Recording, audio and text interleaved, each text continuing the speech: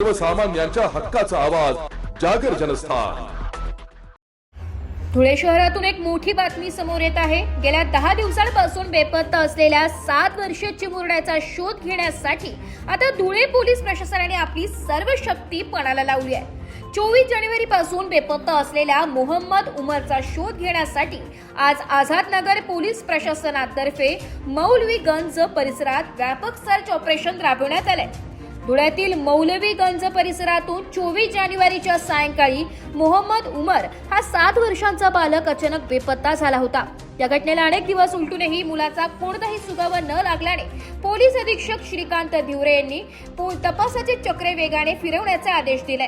या मोहिमेचा एक भाग म्हणून आज आझाद नगर पोलिसांनी महिला पथकांच्या सोबतीने मौलवीगंज परिसरातील दिलदार नगर मागे, मौलाना आझाद गर्ल्स शाळा मागे सर्व बोल आणि गल्लीत प्रत्येक घराची झडती घेतली आहे। केवळ घरच नव्हे तर परिसरातील गल्लीबोळ, संशयास्पद जागा आणि चौकात पोलिसांनी कसून तपासणी केली आहे। काही दिवसांपूर्वीच या भागात डॉग स्क्वॉडच्या मदतीनेही शोध मोहीम राबवण्यात आली होती, मात्र पोलिसांच्या हाती अद्याप ठोस काहीही लागलेलं नाही।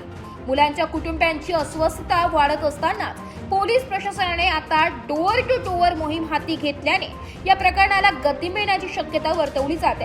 हे संपूर्ण तपास कार्य पोलीस अधीक्षक श्रीकांत धिवरे यांच्या थेट मार्गदर्शनाखाली अत्यंत गोपनीय आणि सविस्तरपणे पार पाडले जाते। आता या मोहिमेतून मोहम्मद उमरचा शोध लागणार का की पोलीस तपासाला वेगळे वळण मिळणार, याकडे संपूर्ण धुळे जिल्ह्याचे लक्ष लागून राहिले। जागर जनस्थानसाठी प्रतिनिधी रूपक बिरारी, धुळे।